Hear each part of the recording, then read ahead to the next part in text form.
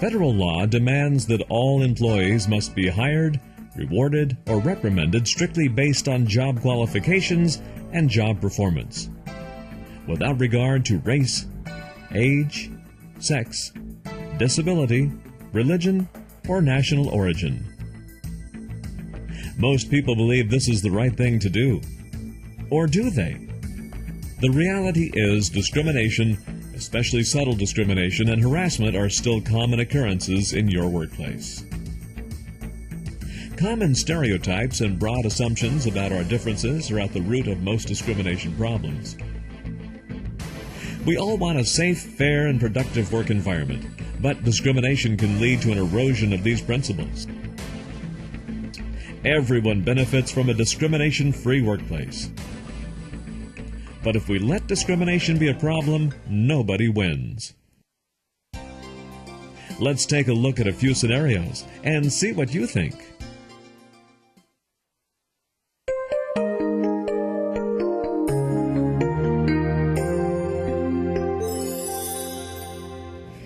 When Sean comes, we're only going to be another hour or so. Okay, I thought you said this meeting was only going to be an hour. Well, I know that's what I said, but Sean's the key to the whole meeting, and he's running a little late. Okay, let me go see if I can switch a few things around, and I'll be right back, okay? Okay, thanks. Louis, you could stay, can't you? I'd really like to, but I can't. Can we finish this later on this afternoon? Well, if you won't stay, I guess we'll have to. I'm sorry, I can't. Where's Louis? Why couldn't he stay? Couldn't, more like wouldn't. He's got some strange religious thing that he does at the same time every day. Sometimes I wonder if he's really committed to our company.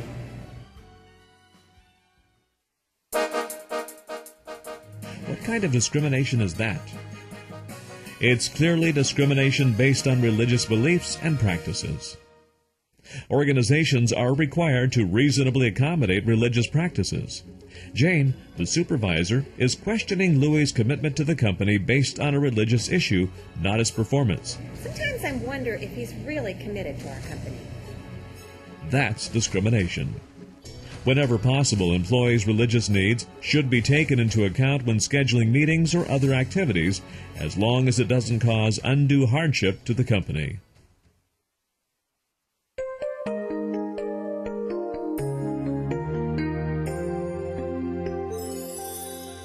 I got a couple openings in final finish department that I need to fill. Okay, what are you looking for? I'm looking for some detail-oriented associates. Okay, how about Barbara Javier? I'd really rather have some women. Really, why is that? Well, you know, they are more detail-oriented. What do you think? It's discrimination based on gender. Basing job decisions on a person's gender is discrimination. I'd really rather have some women. Making these types of decisions is not only illegal, it doesn't make any sense. After all, a person's gender has little to do with how they perform on the job, and that's what we're concerned about: performance.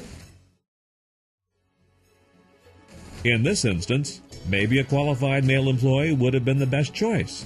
Excluding qualified people from opportunities because of their gender will only hurt the company in the long run.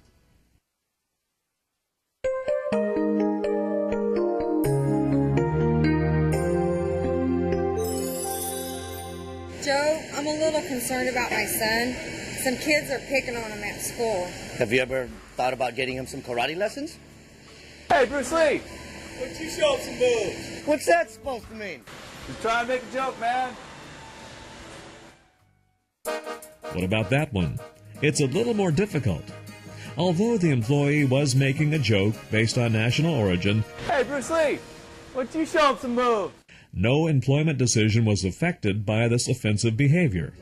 But remember this: all work environments are required by law to be free from any kind of harassment based on race, religion, sex, national origin, age, or disability. This includes jokes, regardless of the intent. It's your responsibility to speak up when you see a violation of anti-discrimination laws, and it's the company's responsibility to do something about it. If you hear somebody say something that offends you, report it. If you sometimes say things that may offend someone else, stop it. It's that simple.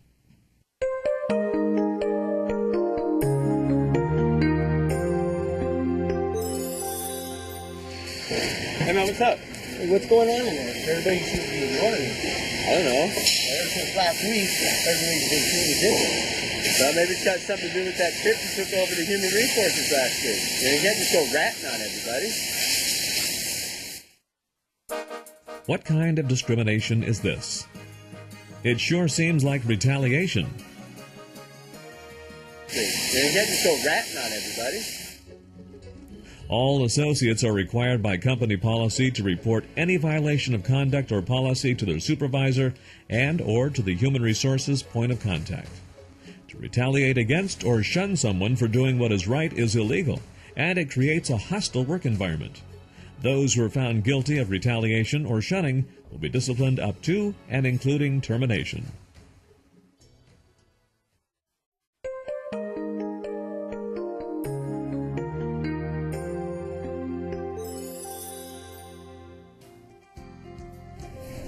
Greg, when I asked you for somebody new in my department, I wanted somebody good. What you sent me John for? What's the matter with John?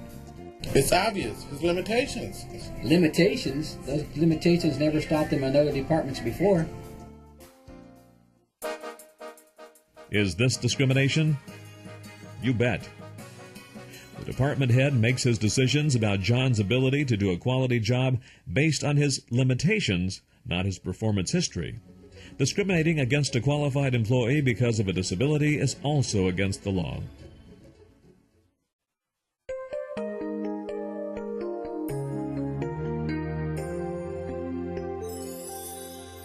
Kenny, you've been working here a long time and you've done a great job, and I think it's time for you to move up in this company. Go ahead, I'm listening. Well, we've got a position, and it's a supervisor's position to open up. I think I'm ready for that. Well, it's over at our inner city plant, and I think you'd be a perfect fit for that job. That's not exactly the best plant, and I don't think it's in a good area. I know we've had some problems over there in the past, but this would be a great opportunity for you. I know you can really relate to the associates over there, and I think it would be perfect for you. I appreciate the opportunity and the confidence you have in me. But is there anything else that's not so perfect for me? What kind of discrimination was that? After all, the employee was being promoted and offered an opportunity. However, could this be racial discrimination? It seems that Kenny was given the promotion to supervisor because of his race. I know you can really relate to the associates over there, and I think it would be perfect for you. That's against the law. Maybe Kenny was the most qualified person for the promotion, but was the promotion based on his qualifications and job performance? No, it was based on the assumption that somehow his race would improve performance. This kind of assumption is wrong and could get you and the company into professional and legal trouble.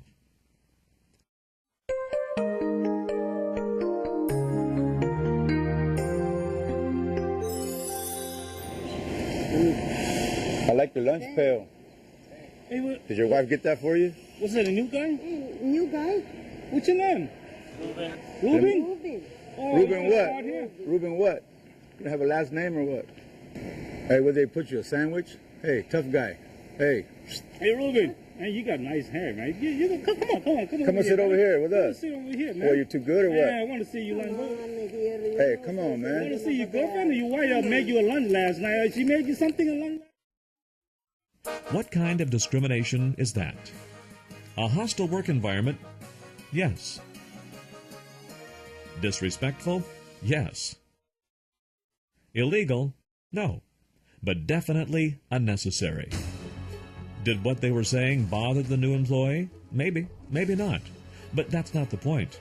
The point is we need to work together and make all employees feel welcome, especially new ones. Think how you want to be treated, and then treat your coworkers the way that you would want to be treated. How you doing, man? How you doing? Man, you a new guy or what? How you doing, buddy? I know.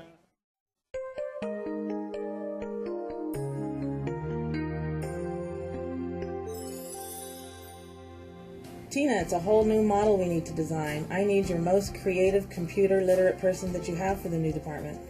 Well, let's see. They're all pretty creative. Dan's good on the computer and so is Ellen. Come to think of it, Janet's pretty savvy too. Who's the most qualified? I'd have to say Dan. Well, then Dan it is. Well, wait, Dan's not getting any younger. Maybe we should go with one of the younger kids. Tina, I asked you for your best, not your youngest. When you get back to the office, have Dan come see me. Is this discrimination? It could have been if Dan's age prevented him from receiving the job he was the most qualified for. Job openings must be filled without regard to a person's age. Age discrimination is against company policy and the law.